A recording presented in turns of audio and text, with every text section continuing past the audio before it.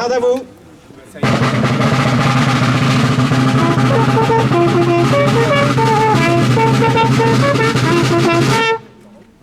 Présentez armes.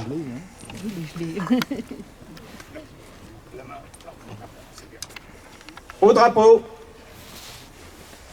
Les enfants de l'école, s'il vous plaît.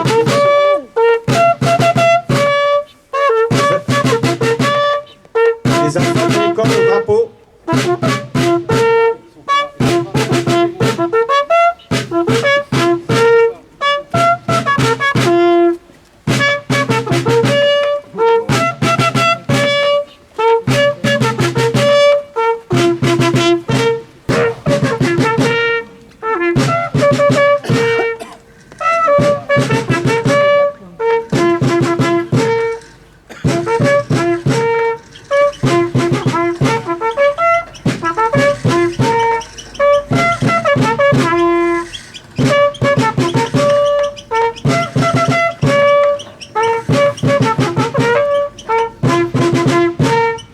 Lecture du message de Madame Geneviève Darrieussecq, ministre déléguée auprès du ministre des Armées, chargée de la mémoire et des anciens combattants.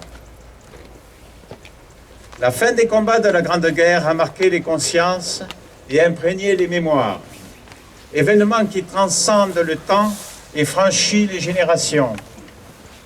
Nul besoin d'ajouter une année ou un millésime. Ce jour et ce mois ont intégré depuis plus d'un siècle notre patrimoine commun. À la 11e heure, du 11e jour, du 11e mois, après 4 interminables années, le canon s'est tu, la fureur s'est calmée, le dernier mort, le dernier tir, la dernière détonation. Depuis Compiègne, où l'armistice a été signé à l'aube, jusqu'au front, au premier des clairons, à tous les clochers de France, de l'esplanade de chaque ville à la moindre place de village, une déferlante de soulagement, un soupir de délivrance ont traversé le pays de part en part. Derrière l'allégresse, derrière le tricolore flottant aux fenêtres et les Marseillaises triomphantes, partout le deuil, les blessures inguérissables, les ruines matérielles, morales et humaines qui sont installées pour longtemps. Des mères et des pères qui n'ont pas trouvé leur fils, des fratries qui n'ont pas retrouvé leur père, des épouses et des époux qui ont perdu l'être aimé. Le pays est traversé par la sourde évidence que rien ne sera plus jamais comme avant. En ce jour, dans les nécropoles, devant les monuments aux morts, sur les places de toutes nos cités, toutes les générations rassemblées, nous nous souvenons de ceux qui se sont battus pour la France entre 1914 et 1918, de ceux tombés au champ d'honneur sur tous les fronts d'Orient et d'Occident. Nous nous souvenons du combat valeureux de tous ceux qui, venus des 5 continents, ont défendu un sol qui n'avait jamais foulé auparavant. Les noms gravés sur nos monuments aux morts nous rappellent constamment les valeurs d'honneur, le courage, le dévouement et de bravoure. Ils nous rappellent la fraternité d'armes. La même fraternité unit toutes les filles et tous les fils de France qui œuvrent aujourd'hui à la défense de notre pays et qui mènent notre inlassable combat pour la liberté. La même fraternité mémorielle qui, chaque 11 novembre, nous réunit pour honorer les combattants de tous les conflits, pour rendre hommage à ceux qui ont accompli leur devoir jusqu'au don suprême. La nation salue la mémoire des soldats morts pour la France en 2021. Aujourd'hui, dans un même mouvement, la France reconnaissante fait cortège au cercueil d'Hubert Germain jusqu'à la crypte du mémorial de la France combattante au Mont-Valérien. Selon la volonté du général de Gaulle, l'ultime compagnon de la libération y reposera. Dernier dans la mort, Parmi les premiers en 1940, Hubert Germain et le porte-étendard des 1038 illustres qui ont tant fait pour l'idéal de la liberté et l'esprit français. La flamme des compagnons s'est éteinte, mais nous sommes dépositaires de ces braises ardentes. Entretenons-les sans cesse, ravivons-les inlassablement, en honorant ceux qui donnent leur vie pour la France, ceux qui la servent avec le dévouement et courage. Je vais nommer les soldats morts pour la France dernièrement. Colonel Sébastien Botta, commandement de la défense aérienne et des opérations aériennes, mort pour la France en Égypte le 12 novembre 2020. Maréchal des logis Tannery Maury, 1er régiment des chasseurs, mort pour la France au Mali le 28 décembre 2020. Brigadier d'Orient Issakanian, 1er régiment des chasseurs, mort pour la France au Mali le 28 décembre 2020. Brigadier Quentin Fauché, 1er régiment des chasseurs, mort pour la France au Mali le 28 décembre 2020. Sergent-chef Yvonne Huynh, 2e régiment des hussards, morte pour la France au Mali le 2 janvier 2021. Brigadier chef Loïc Risser, 2e régiment de hussards, mort pour la France au Mali le 2 janvier 2021. Sergent Maxime Blasco, 7e bataillon de chasseurs alpins, mort pour la France au Mali le 24 septembre 2021. Je vais laisser la parole à Jean-Claude Bréard qui va nous lire donc l'allocution du 26 juin 1921 du maire Auguste D'aulnay. Ce texte nous a été communiqué, le brouillon de ce texte nous a été communiqué par la famille, et donc je le laisse céder à la lecture.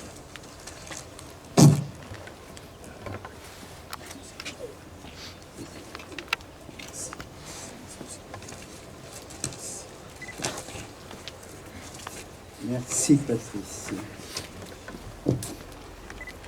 Mesdames, Messieurs les élus, je saluerai aussi les anciens élus, dont notre ancien maire, Jean Pasco, les membres du conseil municipal enfant. D'ailleurs, je vais leur demander de venir me rejoindre.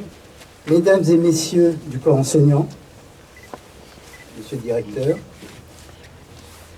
messieurs les anciens combattants, mesdames les épouses des anciens combattants qui perpétuent le devoir de mémoire, mesdames, messieurs, j'en profite aussi pour remercier l'association Avril et Maryse Rouleau d'avoir réussi à retrouver ce manuscrit. Donc c'est la transcription du brouillon du discours de M. Auguste D'aulnay, maire de Vaux-sur-Seine, le 26 juin 1921, pour l'inauguration du monument aux morts de la commune, retrouvé dans les effets de sa petite-fille Simone D'aulnay, et transcription réalisée par Jean-Marc Allanche, son arrière-petit-fils, que je salue aussi, puisqu'il a fait le plaisir de venir jusqu'à Vaud. Il habite en Seine-et-Marne, je crois. Et il y a d'autres arrière-petits-enfants d'Auguste D'aulnay, et je pense même un peu plus loin dans les générations. Arrière-petits-enfants. Ils sont présents ce matin. Pour conserver le souvenir de nos héros morts pour la patrie, la commune de Vaux-sur-Seine, comme la plupart des communes de France, a tenu à élever un monument destiné à rappeler aux générations futures l'héroïsme de nos soldats, la grandeur et la continuité de l'effort qui leur a été demandé, ainsi que l'esprit de sacrifice qui n'a cessé de les animer pendant cette longue guerre. Pendant cette période 1914-1918, sur un champ de bataille qui s'étendait de la mer du Nord au coteau d'Alsace, l'armée française, même avec un armement défectueux du début de la guerre, a pu, dès septembre 1914, après la glorieuse bataille de la Marne, tenir échec à l'armée allemande, plus nombreuse, mieux outillée et mieux armée. Alors j'ai supprimé quelques passages puisqu'on n'est plus du tout dans les mêmes conditions qu'en 1921 concernant nos voisins allemands, donc qui sont avec la France quand même à la tête de l'Europe, je dirais. Donc je pense qu'il faut rester... nous sommes en 2021, on ne peut pas retranscrire exactement ce qui se passait en 1921. Pendant 4 longues années, par tous les temps, la nuit, le jour, dans la boue, dans la neige, les rations manquantes, quelquefois, sans feu, sans abri, travaillant à creuser boyaux et tranchées, dormant à peine, combattant toujours sous une pluie de balles ou de buts, nos soldats ont donné au monde le spectacle de ce qu'une nation attaquée sans provocation, menacée dans son existence, mais forte, consciente de son bon droit, peut obtenir d'héroïsme et d'abnégation chez ses enfants. Nos soldats ont montré que le peuple français n'a perdu aucune des qualités qui, en tout temps, l'ont fait distinguer des autres nations. Ils ont prouvé qu'ils sont bien les dignes descendants des vainqueurs de Poitiers, de Bouvines, de Denain et de Valmy. Et continuant la tradition, ils ont prouvé également à la Marne, à Verdun et sur maints autres champs de bataille qu'à chaque époque critique de notre histoire, où l'avenir de la France pouvait paraître compromis, elle retrouve, en faisant appel à ses enfants, des héros d'énergie, de vaillance et de patriotisme qui la maintiennent au premier rang. Ils ne passeront pas, a dit le maréchal Pétain à Verdun. Les poilus ont répété, ils ne passeront pas. Et les Allemands n'ont pas avancé. Que d'héroïsme dans ces quelques mots et quel courage stoïque et sans forfanterie ils contiennent. Mais au prix de quel sacrifice nous avons payé la victoire. Pour la défense de la France, toutes les classes de la société ont fourni leur effort, toutes mêlées dans un admirable esprit de solidarité et communiant dans un même sentiment d'amour de la patrie. Des millions d'hommes ont été mobilisés, quittant leur foyer, leurs parents, leurs épouses ou leurs enfants, pour répondre à l'appel aux armes. Que de vies ont dû être exposées et sacrifiées, et que de morts nous avons ensuite pleuré. 1 500 000 Français sont restés sur les champs de bataille. Et la commune de Vaud compte 60 de ses enfants tombés au champ d'honneur. Je rappelle qu'à l'époque, la population était de 1231 habitants, ce qui veut dire qu'aujourd'hui, 5000 habitants, ça représenterait environ 250 enfants. L'école élémentaire représente 326 enfants. Vous voyez, pour vous donner un peu le nombre de sacrifiés vauxois, entre autres. Les noms gravés dans la pierre le sont également dans le cœur de leurs concitoyens. Ils ne tomberont pas dans l'oubli, ils resteront le symbole du courage, de l'honneur et de l'esprit de sacrifice porté au-delà même des limites des forces humaines. Ils passeront de génération en génération, rappelant les causes et les conséquences de cette longue guerre et mettant en garde nos descendants contre les dangers d'un optimisme exagéré.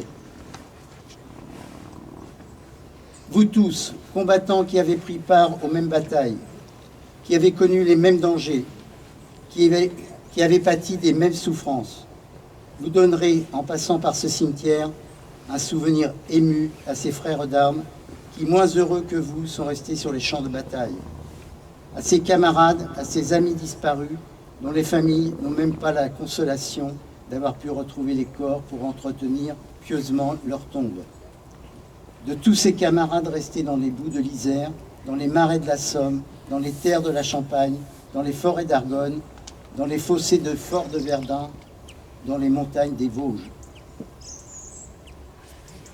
Nous tous qui avons le culte du souvenir et de la reconnaissance, nous viendrons souvent nous recueillir auprès de ce monument et toujours nous saluerons avec le plus profond respect les parents, les veuves, les orphelins de ces héros qui, avec vous, ont gagné la victoire. Cette victoire qui a effacé nos désastres de 1870, qui nous a rendu nos provinces arrachées, nous a fait reprendre possession et nous redonner la confiance en nous-mêmes. Il nous a permis de relever la tête. Vive la France, vive la République.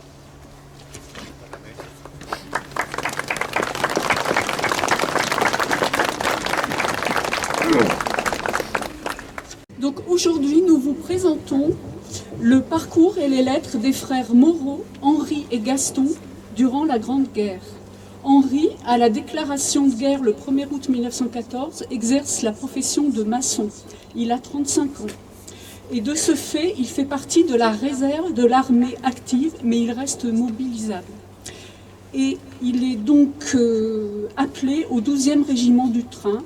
Et c'est des régiments qui sont chargés de la logistique pour les armées, c'est-à-dire qu'il organise les transports de troupes. À l'arrière du front, il répare les routes et les véhicules, gère les centres de ravitaillement et sur le front transporte les munitions et les hommes au plus près de ce front. En théorie, donc, Henri est peu exposé. Il se trouve aux environs de Verdun à la fin août 1917 et décrit cependant à son frère des scènes assez mouvementées. Du front, le lundi 27 août 1917. Mon cher Gaston, je te dirai tout d'abord que dans le coin où je suis, ça chie pas mal. Et les marmites radinent dru et en fait de gaz, ils nous balancent quelque chose. Du reste, tu connais bien tous ces coins-là, tu y allais 2 ou 3 fois l'année dernière. Et tu sais que dans tous ces fonds et couloirs, le gaz y reste longtemps. Au cœur de ces combats, Henri se souvient des bons moments passés en permission à Vaux-sur-Seine. Les permis sont suspendus, mais malgré ça, j'espère aller à Vaux vers la fin octobre. Et si on pouvait encore s'y trouver ensemble, qu'est-ce que les Garignans et les Capus prendraient? Et même le chevreuil, si on le pistait. Enfin, en attendant ça, il faut rester là à s'emmerder. Vivement la fin de tout ça et que l'on ait le bonheur de rentrer chez nous. J'espère que tu m'écriras aussitôt que tu auras mon adresse. Bien le bonjour, mon petit frangin, porte-toi bien et à bientôt de tes nouvelles. Ton frère qui t'aime et qui t'embrasse de tout cœur, Henri Moreau, brigadier 12e train, secteur postal 218. Je te dirai aussi que dans le 32e train, la plus grande partie sont des Limousins. Et beaucoup sont des pays à papa. Il y en a 2 à la compagnie qui sont de Saint-Dizier, qui connaissent bien toute notre famille de là-bas. Gaston, quant à lui, a 20 ans à la mobilisation. Et donc, il n'a pas fait son service militaire, il est ce qu'on appelle un bleuet. Il exerce la profession de mécanicien ajusteur et il est en apprentissage chez monsieur Loiseleur à Vaux-sur-Seine. Il est d'abord incorporé au 146e régiment d'infanterie le 21 décembre 1914. Il passe l'hiver 14-15 en Belgique aux environs d'Ypres. En avril 1915, il passe au 416e régiment d'infanterie et il va alterner les montées au front et les périodes d'instruction militaire. En avril-août 1915, on le trouve sur la Somme. En septembre-octobre 1915, il participe à l'offensive de Champagne, donc de l'autre côté de la France. En décembre 1915, janvier 1916, il est en Alsace. Ensuite, c'est la bataille de Verdun, où le 416e régiment monte par 8 fois au front, entre mai et novembre 1916. En février 1917, il est dans la Somme. Entre mai et juillet 1917, le 400e monte 3 fois au front, dans le secteur de Craonne, dans l'Aisne. Le 400e régiment repart sur le front de l'Aisne le 18 août 1917. Il occupe le secteur de Vauxaillon qui est réputé calme. C'est là que Gaston est blessé par éclat d'obus au visage et au bras le 4 septembre 1917.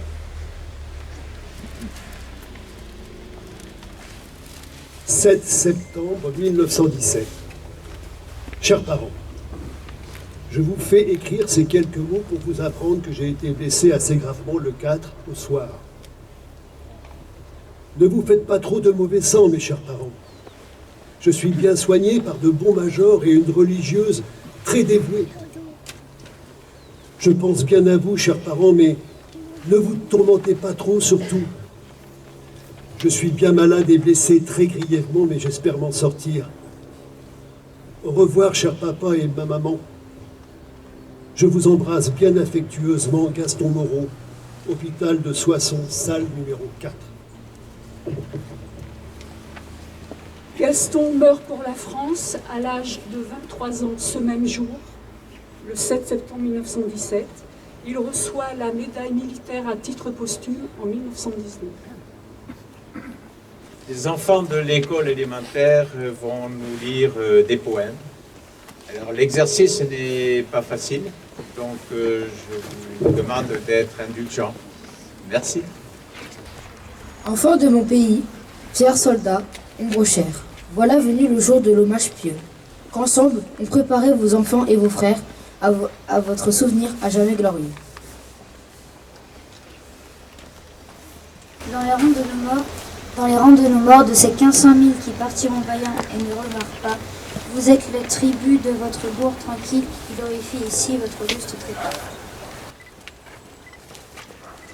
Vous étiez l'avenir frémissant et superbe, vous êtes le passé sublime et douloureux, et notre gratitude. Hélas, modeste gerbe ne peut rien qu'honorer votre don généreux.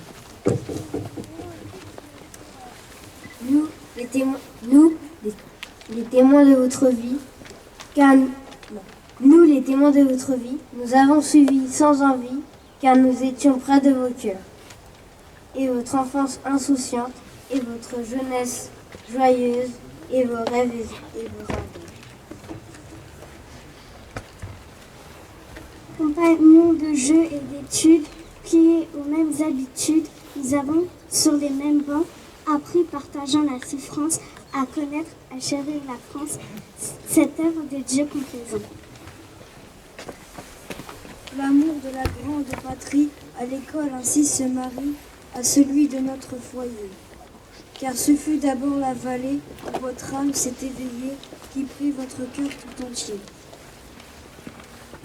Et le grand fleuve qui l'arrose, et la colline toute rose, ses arbres fruitiers en fleurs.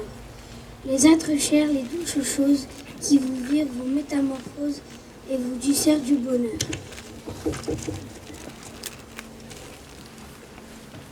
Ainsi, quand vient l'horrible alerte, chacun partit d'un pas alerte, d'un cœur ému mais effermi. Mais le doux pays qui vient vous vit naître, vous ne vouliez pas qu'il pût être la proie un jour de l'ennemi. Et vous êtes tombés pour que la France vive, qu'elle reste gardant sa grande mission, le flambeau du progrès de la lumière vive dans ses marches la civilisation. Et cessant d'être enfin la grande mutilée, qu'elle faillit rester par amour de la paix, qu'elle reprenne aussi sa frontière volée, le Rhin gaulois qui fut le Rhin français. C'est une grande pitié que l'affreuse hécatombe de temps d'être fauchés dans la fleur de leurs ans. Mais la France attaquée et promise à la tombe, pouviez-vous rester sourd à ces appels pressants? Non, car vous comprenez que mère de nos pères, elle doit être aussi celle de nos enfants, et qu'il faut, lorsque tous nous passons éphémères, qu'elle demeure libre pour la suite des temps. Et la victoire ainsi, vous nous l'avez rendue. Mais nous n'en pourrons faire une réalité que si chacun de nous a l'envie ses vertus, à suivre votre exemple avec la volonté d'épargner au pays les discordes mortelles. Ici, dans ce lieu, sans odeur, nos adieux, on sent mieux le néant de nos pauvres querelles et le devoir de s'égarer des factions. Ô mort, mort couronnée de la plus pure gloire, pour qui la Grèce antique eut réservé par eux. En pleurant votre perte, il nous est doux de croire que vous avez rejoint dans le ciel des héros, nos aïeux dont le sang battait dans vos poitrines et dont vous fûtes tous les dignes héritiers. les Gaulois, les Croisés, les bourgeois de Bouvines, renouvelant l'exploit de Châlons, les Poitiers, les féaux compagnons de la bonne Lorraine, ceux du noble Bayard, les sauveurs de demain, les freux de Fontenoy dont la grâce fut reine. Les soldats de l'an 2, sans souliers et sans pain, les vétérans fameux de la grande épopée, d'Austerlitz, d'Inéa, trahis par Bretagne, et ces libérateurs dans l'invincible épée, vainquis à Magenta puis à Solferino, et tous les braves gens dans la vaillance vaine trouva dans le trépas un refuge partant. Combattants qui mouriez sur la Marne, en Lorraine, en Flandre, dans l'Artois, en Champagne, à Verdun, dans la Somme, partout là-bas, aux Dardanelles et sur les autres fronts étrangers. Vous avez porté plus haut encore les vertus paternelles. Et, mus par de grands chefs, vous nous avez sauvés. Aussi, ce monument où votre deuil s'exprime et qui porte gravés vos héroïques noms, que je veux proclamer au hasard de la rime, rappellera sans cesse aux générations que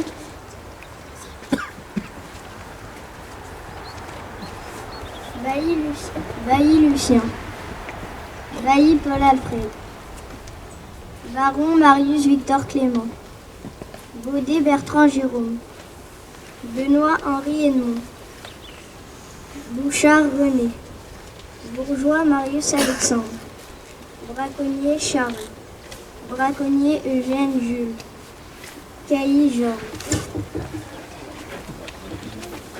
Caron Paul Ernest, Cochin Marcel Édouard, Coé Louis-Marie, Damien Henri Paul, Dangu Henri Benjamin Albert, Delafonce Robert Henri Étienne, Dolniel Charles Henri, Dolnay Soif Jules Raymond, Dubray Gaston, Dumarty Jules, Fleury Louis-François, Follet Ferdinand, Framery Joseph, Gerbois Eugène, Gerbois Jules, Aumery Henri Léon, Hubert Émile, Jean-Lucien Jules, Jolivet Julien Alexandre, Julien Marcel Auguste, Jouger Adrien Victor, Lamiraud Georges Étienne Marcel. Launay Alphonse Gabriel Louis.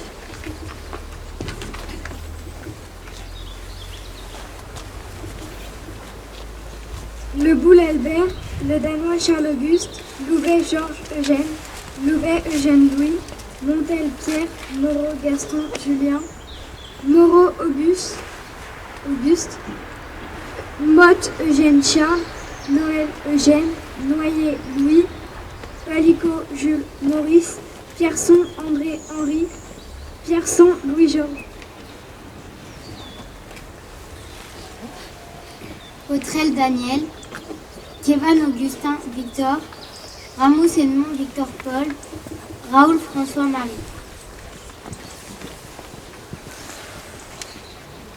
Raoul Gaston Charles, Rétif Lucien Charles, Rivette René Émile.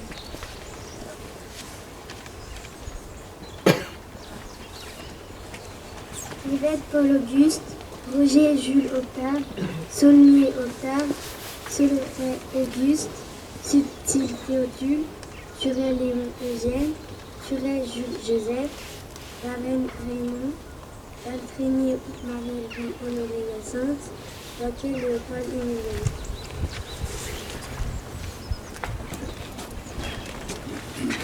Mort pour la France.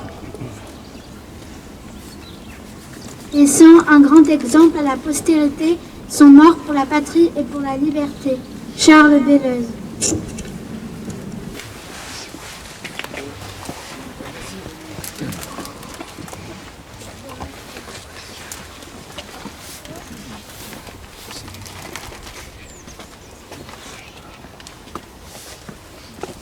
Merci. Monsieur le maire du dépôt de Gerbes de la municipalité,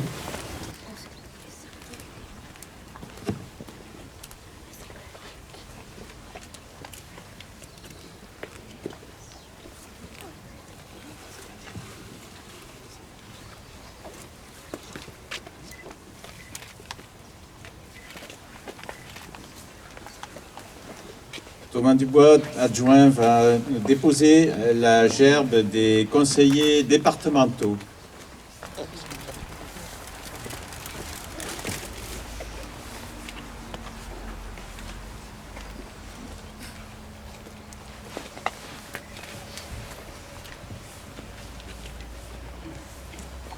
Aux morts.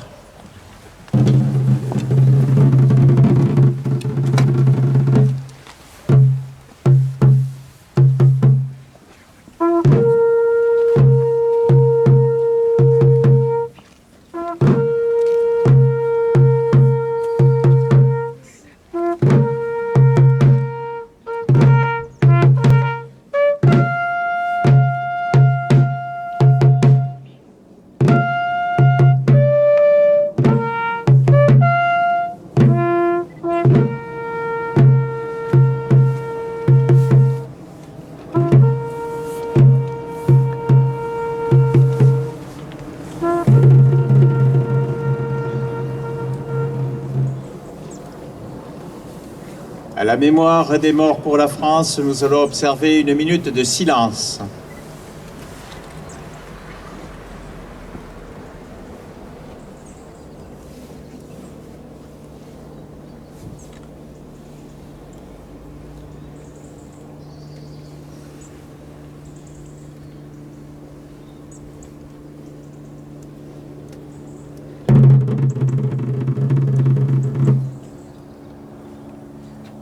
Marseillaise, drapeau relevé.